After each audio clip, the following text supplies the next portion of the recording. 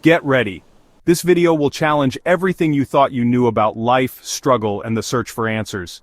There's so much powerful wisdom packed into this topic that I had to split it into two parts. This isn't just another video, it's a perspective shift that could change your life. This is my most powerful video yet, so grab a pen and paper and let's dive in. Welcome to Mind Ascend, your portal to higher consciousness.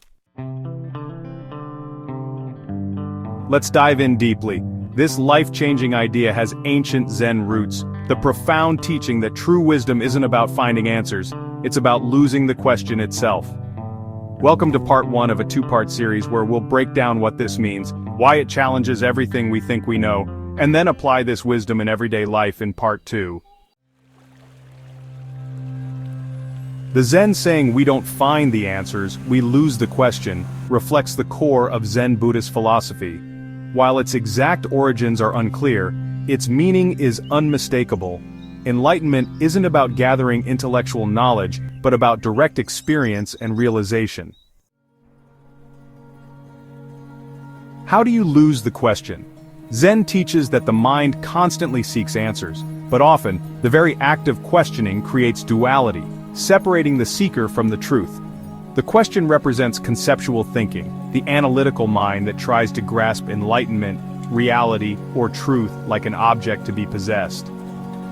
In Zen practice, instead of answering the question logically, one dissolves the need for the question itself through deep presence, meditation, and direct experience. For example, imagine asking, what is the meaning of life? If you keep searching intellectually, you may find countless philosophical answers, but Zen suggests that instead of seeking an answer, if you fully immerse yourself in the present moment, truly being, the question itself becomes irrelevant. The mind settles into a state beyond questioning, beyond the need to define.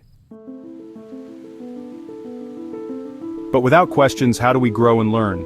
There's a difference between practical everyday questions, which help us navigate life, and existential or conceptual questions that can trap us in endless loops of thought.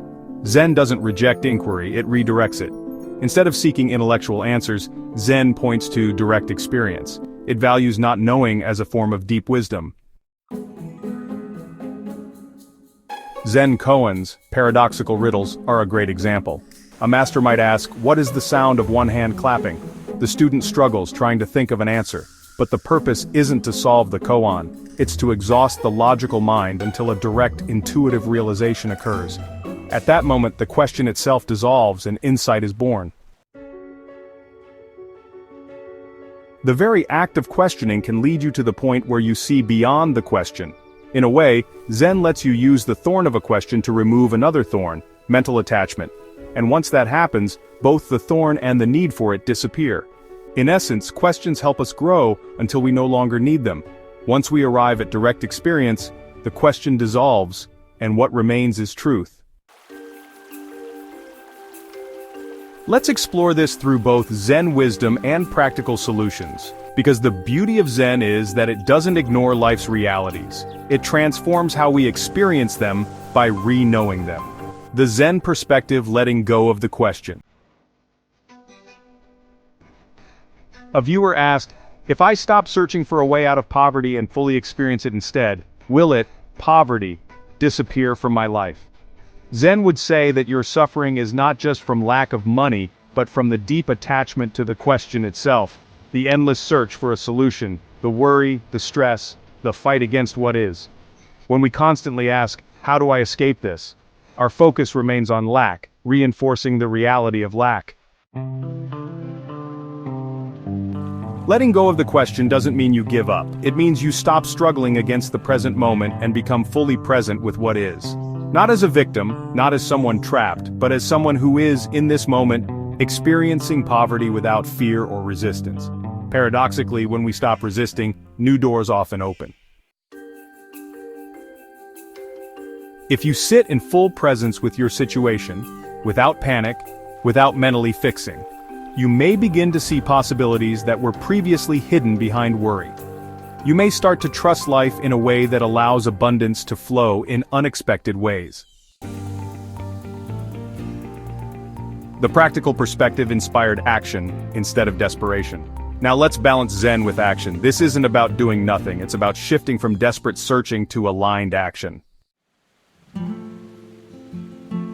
When you let go of the mental struggle of finding an answer, you clear space for inspiration to arise. Instead of asking, how can I get more money? Try something like, what is life showing me right now? What feels light and aligned that I can create or offer? What small step can I take today toward opening new opportunities? If you've already been taking aligned action and you shift from a fear-based question, how do I fix this, to a possibility-based state, I am open to receiving and creating in new ways, ideas and synchronicities will come. Maybe instead of chasing money, you invite abundance in different forms. Here are 5 suggestions that may help you shift from desperation to trust. Abundance flows when you trust life, even before external changes appear. Instead of chasing money or opportunities from a place of lack, step into the energy of already being supported. The more you trust, the more doors open. How would you think, feel, and act if you were already abundant? Align your mindset and actions with that reality. Gratitude, generosity, and confidence signal the universe that you are ready to receive. Paradoxically, abundance comes easiest when you stop grasping for it. Let go of rigid expectations and allow life to surprise you. Focus on inspired action, not forced effort. Energy flows where there is space. Declutter your mind by releasing limiting beliefs and declutter your environment to make room for new opportunities.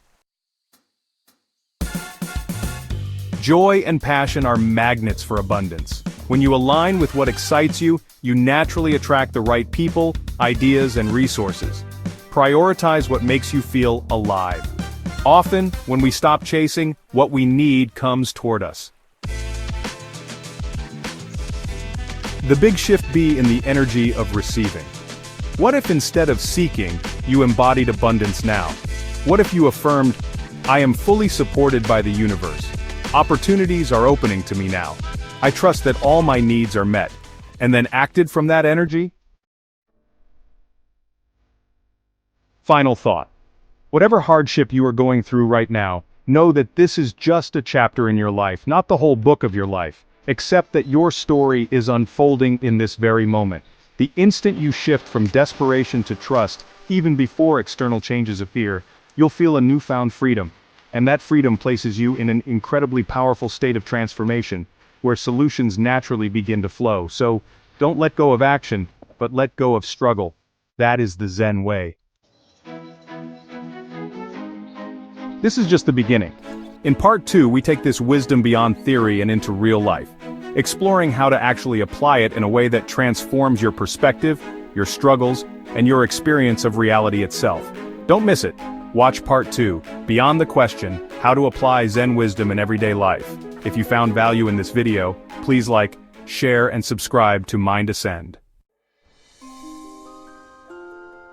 And remember, awaken, align, and keep your frequency high and your mind ascended. Thank you for watching.